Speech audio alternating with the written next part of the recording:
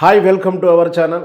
ఎట్టకేలకు నంది పురస్కారాలు వేడుకలు చూసే అవకాశం ఈ తెలుగు ప్రేక్షకులకు, తెలంగాణ ప్రేక్షకులకు శుభవార్త రాబోతుందని చెప్పవచ్చా అంటే అవుననే సమాధానం చెప్తుంది. నేటి కాంగ్రెస్ ప్రభుత్వంలో ఉన్నటువంటి సినిమాటోగ్రాఫర్ మినిస్టర్ కోమటిరెడ్డి గారు మాట్లాడుతూ, ఈ సంవత్సరం అంటే 2024 ఉగాది పురస్కారాలకు 2024 ఉగాది పురస్కారాల సందర్భంగా నంది పురస్కారం ఇవ్వడానికి ప్రయత్నం చేస్తాము అంటూ ఎట్టకేలకు తెలంగాణ నుంచి నంది పురస్కారాల వేడుక ప్రారంభమవుతుంది ప్రభుత్వం తరపున అని చెప్పవచ్చు.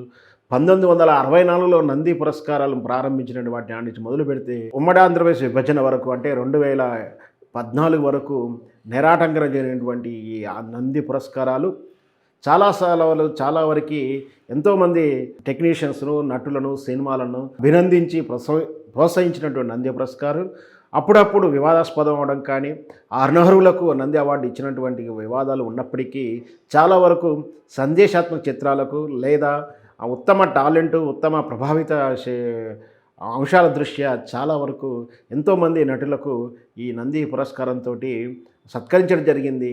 ఉత్తమ నటుడి విషయంలోనూ, ఉత్తమ గాయకులు ఇట్లా కేటగిరీ రూపం చూసుకుంటే కేవలం మొదట 3 ఉత్తమ చిత్రాల వేదికగా ప్రారంభమైనటువంటి నంది పురస్కారాలు వెరసి ఇప్పుడు 40 కేటగిరీలో అంటే సుమారు చలనచిత్ర రంగంలో పనిచేసే ప్రతి విభాగంలో ఉత్తమ కేటగిరీ, ఉత్తమ టెక్నీషియన్ను ఎంపిక చేసి వాళ్ళకి నందితోటి ఆ తర్వాత రన్నర్గా అంటే సెకండ్ పొజిషన్లో కౌశ నందిని ఇస్తూ సత్కరిస్తుంది. అది రాష్ట్ర ప్రభుత్వం తరపున.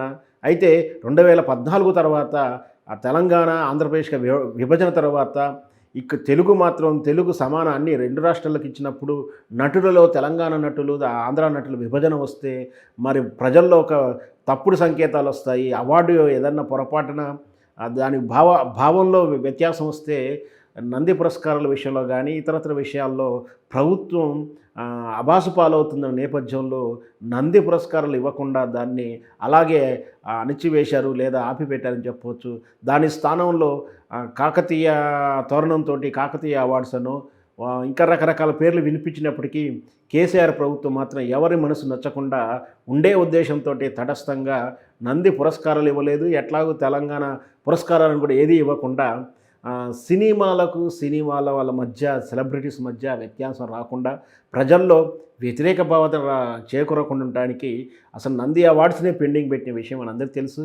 అయితే జగన్మోహన్ రెడ్డి వచ్చిన తర్వాత, ఆంధ్రప్రదేశ్కు ముఖ్యమంత్రి అయిన తర్వాత 2020 నుంచి తాను నంది పురస్కారం ఇచ్చే ప్రయత్నం చేశాడు. 3 సంవత్సరాలు కలిపి ఒకేసారి నంది పురస్కార వేదిక కూడా ఎంపిక కూడా చేశారు.